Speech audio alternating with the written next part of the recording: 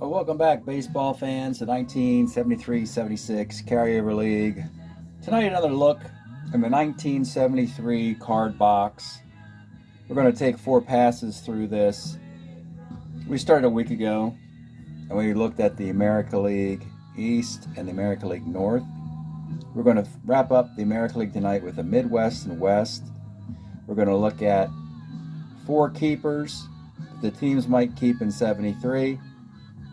And then the other cards there of players who have cards in 74 or 75, but the 73 card would be present in case they decided they want to flip into replace one of those cards with one of these cards. Highly unlikely, though, to go back into time to do that. And we're going to begin with the White Sox. Big off-season, lofty dreams for the White Sox. Went toe-to-toe with Oakland, came up short. And now they have to figure out, are they going to be able to get better? Maybe not. We'll see. 4 keepers for the White Sox are going to be Dick Allen, Terry Forster, Carlos May, Wilbur Wood. So Dick Allen's coming off the 72 MVP, and frankly, does pretty much the same kind of thing. Not much of a drop-off. Improves his batting average. But he's missed his time with an injury, so he's only got 16 home runs. Now, statistically in 72, that's much more impressive in a year in 72 where offense was down. 73, offense jumps back with all these National Leaguers coming over to be DHs in the American League, like Orlando Cepeda and Jim Hart and so forth. So Allen's not going to win the MVP in this year. Reggie's going to win it, but still, prorating the card, you can still get a full season, and that looks like a winner for the White Sox as their star, best player on their team, has another fantastic year. That's great news. All right, so Terry Forster setting up Gossage. You need him to first get lefties out. He does. Doesn't surrender any home runs. Against righties, that's an out. You want to miss that one. Don't like the walks there and there. 3.23 ERA in 173 innings as a starter relief. Have to wonder why tinker with that. Because as a starter, you're probably not going to take advantage of this as teams are going to load up with the righties. So you'd still want to... I mean, they do have this option of making him a starter, but I don't know if they want to do that. We'll see how deep the rest of the draft goes later on. Carlos May had a magnificent 72, was the best year of his career. What's interesting about this card is I'm not overly concerned with him being only mediocre against lefties. The fact that he's still stroking righties is pretty good. Homers, some walks. So the numbers are going to suggest 268 and 20 homers, but it's probably close to 290 versus righties. And those 20 homers are mostly over here, so that's also good. If you want to put him in a platoon. Plus it gets his glove out of the outfield. Here's Wilbur Wood. Not sure, I don't think he can pitch on 2 days rest anymore. But 359 innings. We'll have to look at the roster sheet and see if they allow that. 24 and 20 with a 3.46 ERA. He's not as dominant as he's been, but he's still. This is probably the best of the 4 years.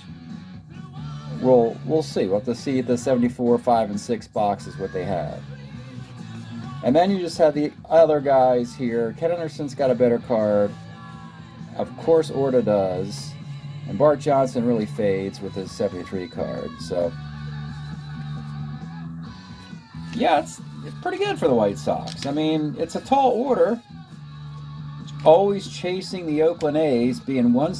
You got to remember, the White Sox really improved their team, but so did Oakland. I mean, it's just hard to cut the gap in the American League. Now, Kansas City, a team that was in the playoff hunt and they faded terribly at the end. It's going to be protecting John Mayberry, Marty Patton, Lou Piniella, Paul Splittorff. Mayberry's going to have a couple cards that are this good. 75 is good, as is this one. This is fine. And he's a two first baseman. And he hits lefties fine. This would be an outstanding card for him to get into. Marty Patton, starter 7. Can pitch on 3 days rest. The ERA is really starting to climb here.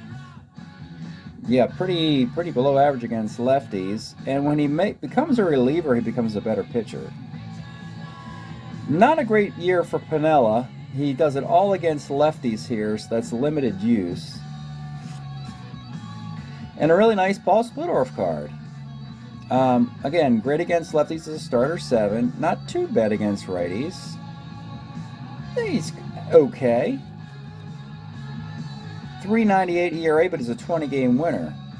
The 20 wins are going to be a little bit deceiving because he'll actually have better cards statistically when he doesn't win 20 games. But hey, you want a 20-game winner, dude's sitting here. So here's another Patek card. We already have him as a 2, as an ace stealer, as a 220 hitter. Same kind of deal there. Gura, we have him a better future card. You see he's getting knocked around over here. And that's the Kansas City. All right, next up, the up-and-coming Milwaukee Brewers. Slowly building a contender by the late part of the decade. By 79, 80, 81, 82, the Brewers will be firing. It's going to be Al Downing, Steve Hovley, Daryl Thomas, and Don Wilson. All 4 of these guys are clearly bridge players. None of these guys are with the Brewers. They're clearly just amassing talent for while the young kids bloom in the minor leagues. But they had Mike Torres, who they got in a deal, pitch outstanding, so they sent him to Oakland for Downing and Wilson. And this Al Downing's okay. 9-9 with a 3.31 ERA as a starter 6. So sure, he can replace Gary Ryerson on their team. Steve Hovley was in the outfield a year ago, could play all the outfield positions, had no problem with left-handed pitching. He's just a step down from all of that, particularly with a lack of power. And he's hitting .254. Pretty ordinary, but the rest of those outfielders aren't ready yet. Gorman Thomas isn't ready, nor is Sixto Lezcano, Ben Ogilvy. They're not ready yet. They went out and made a deal to get Daryl Thomas to play second base as a switch hitter. Their second basemen are out of baseball, the ones they used in the last season. He's got a better year in 75, I believe. Yeah, that's not that great. And Don Wilson, the year before he passes away, starter 8, getting the righties out, might actually be better than the 72 card Oakland used. Losing record ERA over 3. Sometimes a higher earned run average in 73 is better than a lower earned run average in 72. Because 72, all the pitching was great. In 73, the hitting was much better. So this isn't a bad card. Maybe the Oakland A's should have held on to this. And then you could move it into Jim Slayton as a starter 8 if you wanted to. But the ERA is still 3.71. We have Ollie Brown, 300 hitter already, so this one isn't quite that good. Pat Kelly, we have him as a 274 hitter. Here he hits 280. So that's kind of a sideways move. You're going to see a lot of players like that. They're just the same year in and year out, pretty much. So it doesn't matter too much statistically what they do. It's mostly about which year, because you've got a finite number of years to choose from. Lastly, the Twins. This team is clearly at the bottom of the pecking list in this division. Kansas City is probably the immediate contender. Chicago was the previous contender, and the Brewers are the next contender. I don't know where this leaves the Twins. Burt Blyleven, Bobby Darwin, Dave Goltz, Jim Cott. Here's another great Burt Blyleven card as a starter 9. My goodness, Burt. Always delivering the goods. Yep, that'd be a great card. Bobby Darwin. He has 25 home runs in one of the seasons. I think it's 74. Here he has 18. Okay numbers, nothing really jumps off the card there. Dave Goltz will have, you got to find the right year for him. This is probably not it. 5 1/4. Yeah, you can do better.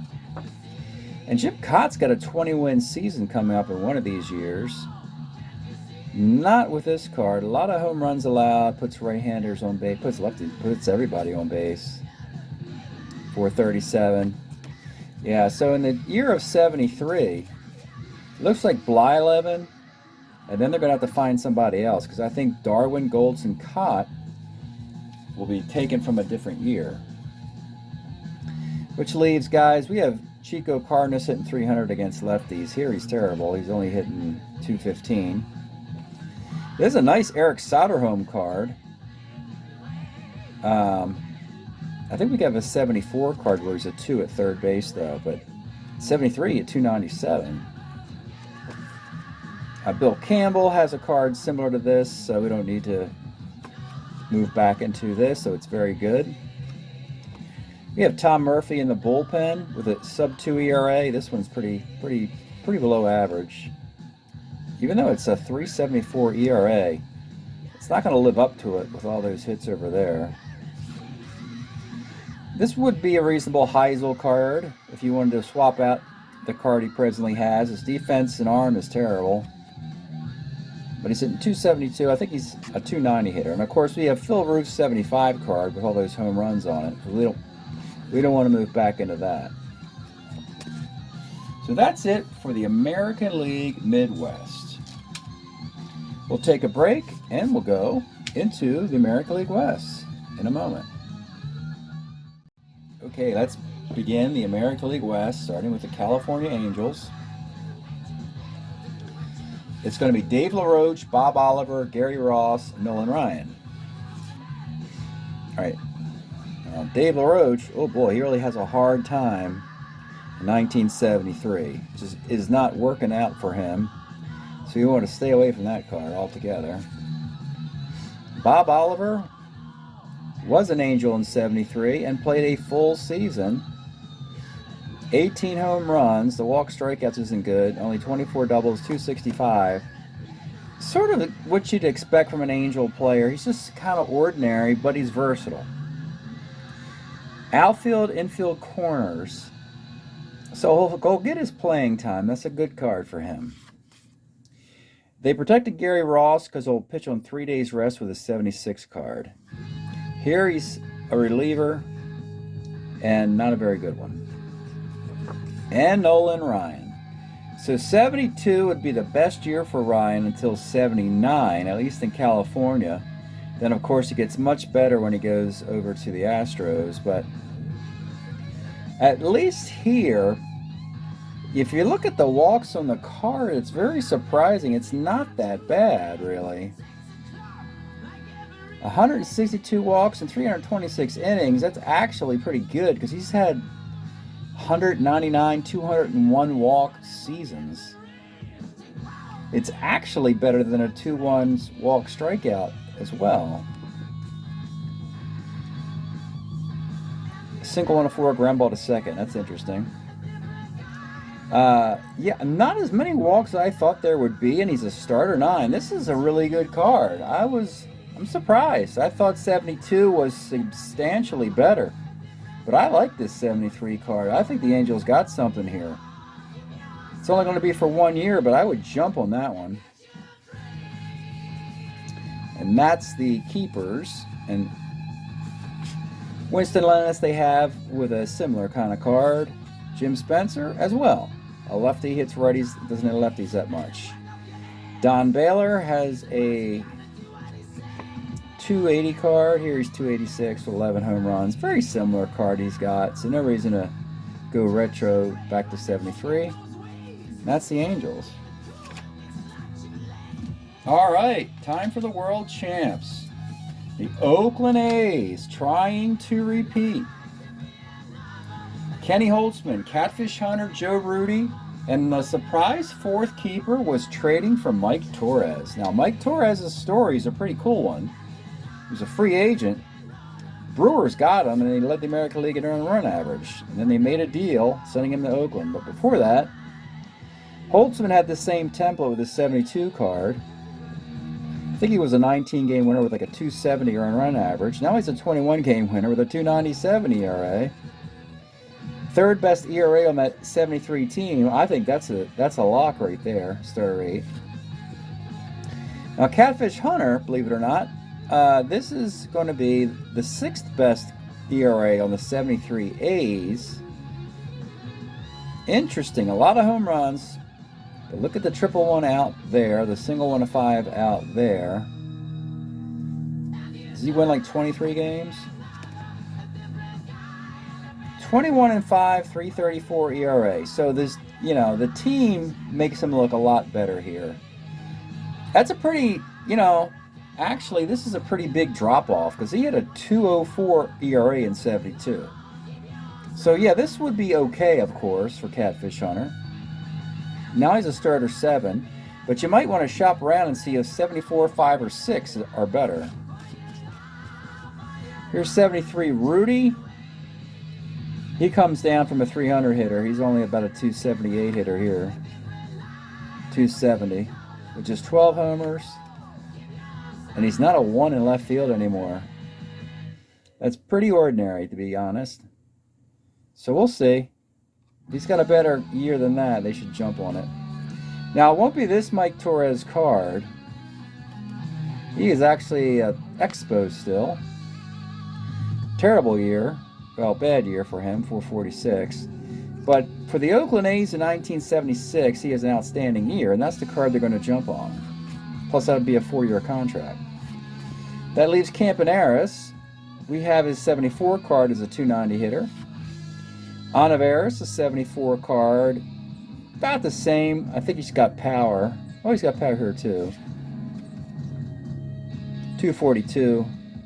Just 33 at-bats. That's weird. They make his card. Almost an identical card for Rusty Torres. A 2-2 in center field with a 3-4-12 template. That's so weird. Almost an identical card 2 years in a row for this guy. He had 187 with it last year. Now it's 205. And this Dave Hamilton just does not get lefties out like he does with his 74 card, and that's not good over there either. That's pretty mediocre, below average, 439, yeah. But I think Holtzman's a lock, and it could be Hunter. Don't want to, that's Catfish Hunter. I mean, it's a Hall of Famer, but I think we can do better for him. Seattle Mariners, always fun to see what guys we gave them. Matty Alou, Tom Bradley, John Ellis, Danny Thompson. So Matty Alou is still out there. I don't know how old he is now. He has this knack for hitting left-handed pitching, which makes a left-handed batter an everyday player, which is great. And he's hitting around 300. Doesn't have many extra base hits nor homers, and his base stealing's gone, though he's still a good base runner and a great bat handler. He has no position. He's terrible in the field. The good news is, for an expansion team, it's good to have an everyday player that you don't have to take out of the lineup versus lefties. Next up, Tom Bradley. So the White Sox traded him because they traded him to the Giants. And the Giants really didn't even need him or want him, so he ended up on Seattle, and he's good enough to take a roster spot in the rotation.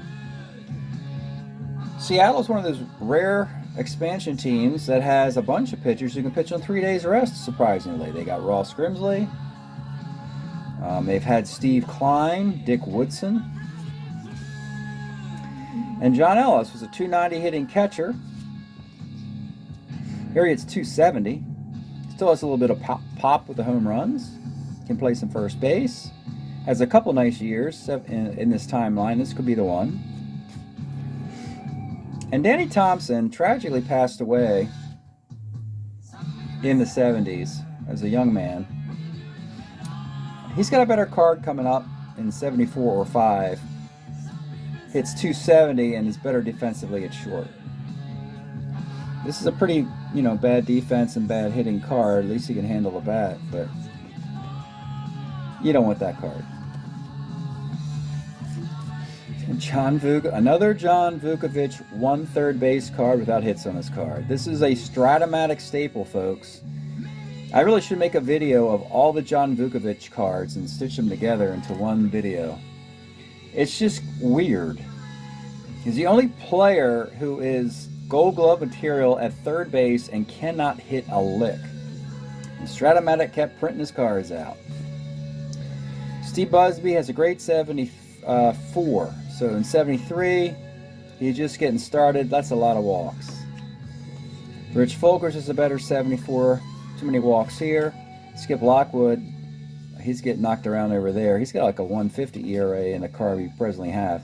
It's good to know that when you see the carry-on guys here, that they're not that good, meaning that Seattle has the right guys in place on their present team. They didn't make a mistake and leave something good in the stack. You really don't want to see, outside of the keepers, you don't really want to see good cards. That means you've made a mistake and elevated a player with a weaker card. And lastly tonight, to wrap up the American League, the Texas Rangers, it's going to be Bill Hands, Frank Howard, Joe LaHood, Dave Rader. So here's Bill Hands, starter 5, don't like that. Would prefer him to be a reliever as a starter 5. He's actually pretty reasonable here. Sure, he's got a 3.49 ERA. If he was a starter 7, I'd love it.